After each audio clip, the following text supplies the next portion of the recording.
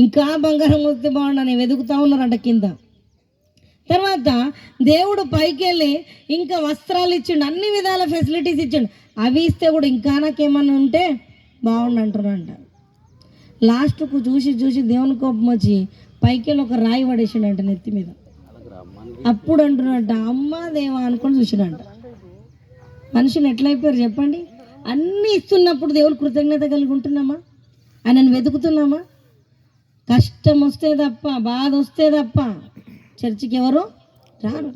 హృదయపూర్వకంగా ఆయనను ఎవరు వెతకట్లేదు. ప్రిబిడ్లారు ఒకటి గుర్తుపెట్టుకో, నువ్వు ఇక్కడ వెతకకపోతే పరలోక రాజ్యం లేదు. పరిశుద్ధాత్మ లేనివాడు నావాడు అన్నాడా లేదా? మరి మళ్ళీ ఏమన్నాడు? ఒకడు నీటి మూలంగాను ఆత్మ మూలంగాను జన్మిస్తే తప్ప పరలోక రాజ్యం రాడు. ఇప్పుడు చెప్పండి, ఎంతమంది ఆత్మ పొందుకున్నాము? ఎంతమంది వెతికాము? ఎంతమంది అడిగాము? ఆమె యేసు ప్రభుని అడిగినట్టు ఇప్పుడు ఎంతమంది నాకు పరిశుద్ధాత్మ నువ్వు కావాలి ప్రభా, నాకు ఆదరణ లేదు, నాకు నెమ్మది లేదు, నాకు నువ్వు ఉంటే నాకు నడిపిస్తావు, నువ్వు ఉంటే నన్ను బలపరుస్తావు, నాకు నువ్వు కావాలని ఎంతమంది ఏడుస్తున్నాము చెప్పండి? కష్టం అయిపోయింది కదా మనుషులకు. ఈరోజు గమనించండి, ఎప్పుడైతే నువ్వు అడుగుతావో అప్పుడు నిశ్చయంగా నేను ఇస్తా అన్నాడు. కానీ ఈరోజు అడగడం లేదు. ఏం అడుగుతున్నాం? నాకు బిల్డింగ్ కావాలి, నాకు ఇల్లు కావాలి, నాకు అది కావాలి, నాకు ఇది కావాలి, నా పిల్లకి పెండ్లి కావాలి, నాకు గర్భఫలం కావాలి, నాకు పెండ్లి. అరే ఎంత అడుగుతావు? ఒక్కసారి నువ్వు కావాలి ప్రభా అని అడిగినామా చెప్పండి? కంట్ల నిండా నీటితో ఎప్పుడైనా నాకు నువ్వు కావాలి ప్రభా, నాకు నువ్వు ఉంటే చాలు ప్రభా, ఆయన ఉంటే అన్నీ ఉన్నట్టే అండి. అది మనకు తెలుస్తలేదు ఇప్పటిదాకా. యేసు ప్రభు వారు మన జీవితంలో ఉన్నారనుకో, నీకే కష్టం రాకుండా ఆయన చూసుకోడా? కానీ ఏం అడుగుతున్నామంటే అస్తమానం ఏదేదో అడుగుతావు, కానీ నువ్వు కావాలి ప్రభా అని ఎవరు అడుగుతున్నారండి? నాకు నీ పరిశుద్ధాత్మ కావాలి ప్రభా అని ఎంతమంది అడుగుతున్నాం? కానీ ఒక్కసారి యేసు ప్రభు వచ్చిండనుకో ఎట్లా మరి పరిస్థితి? దేవుడు అంటాడు, నీకు లేఖనాలు తెలియదా? ఒక నీటి మూలంగా ఆత్మ మూలంగా జన్మిస్తే తప్ప పరలోకం రోజం రారు. మనం ఇప్పటిదాకా ఆత్మతో నింపబడలేవు అంటే ఏం చెప్తాం?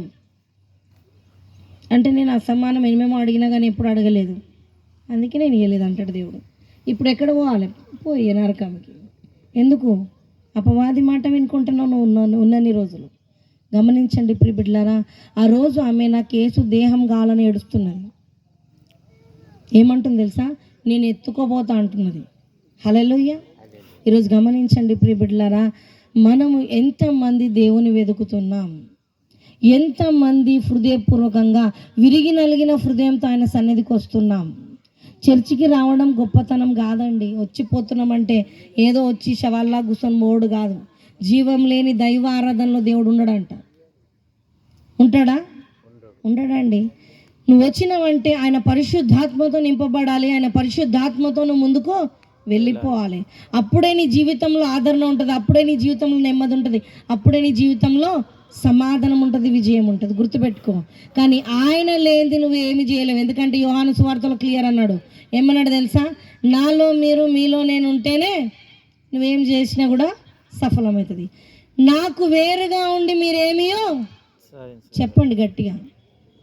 ఏమన్నాడు? నాకు వేరుగా ఉండి మీరేమియో. ఇప్పుడు అదేంది మరి? మేము అనుకుంటున్నాము చేస్తామేమో అని, చేయలేవండి.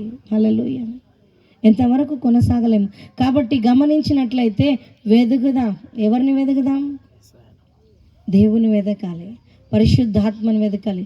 నువ్వు వచ్చి కూర్చున్నప్పటి నుండి కూడా దేవుని వెతుకు. ఖచ్చితంగా నువ్వు దేవుని కనుగొంటావు. నీకు నిజంగా అసమాధానంతో ఇక్కడికి వచ్చావు, కంటి నిండా నీళ్ళతో ఇక్కడ ఉండొచ్చు నువ్వు, కానీ సమాధానం ఇచ్చేటోళ్ళు ఎవరు తెలుసా? ఆయననే. హల్లెలూయా. నీకు నెమ్మది ఇచ్చేది కూడా ఆయననే. అలాగే చూడండి, అక్కడ ఆమె కనుగోవడమే కాదు, దేవుడు ఏం చెప్పిండు తెలుసా? మరియా అని పిలిచిండు కదా. అప్పుడు ఏమన్నది ఆమె? వెంటనే గుర్తుపట్టి రబ్బుని అన్నది. మూడవదిగా చూసినట్లయితే నా గొర్రెలు నా స్వరము వింటాయి అన్నాడు. ఏమన్నాడు చెప్పండి దేవుడు? నా గొర్రెలు నా స్వరం వింటాయి. ఇప్పుడు చెప్పండి, ఎంతమంది దేవుని స్వరం వింటున్నాం? ఎంతమంది దేవుని స్వరం గుర్తుపడుతున్నాం? ఎన్ని రోజుల నుండి నుండి పాస్టర్ గారు ఎన్నో విషయాలు చెప్తా ఉన్నారు. ఎంతమంది ఆ మాటలు పట్టుకున్నారు? ఎంతమంది నిజంగా ఆ మాటల మీద నమ్మకం ఉంచి ముందుకు నడుస్తున్నారు? నడిస్తే ధన్యులండి. హల్లెలూయా. లేకపోతే అన్యులే. ఎంతకాలం వచ్చినా నువ్వు అన్యురాలివే.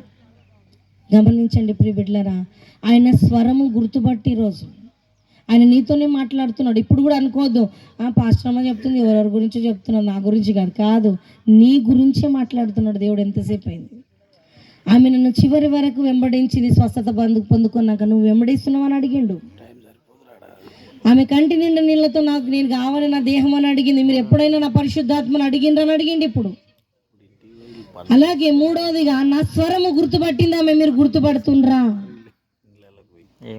ఎవ్రీ సండే వస్తే గుర్తుపడతాము. మాకేం గుర్తొస్తుంది మీ స్వరం? అవునా కదా? నువ్వు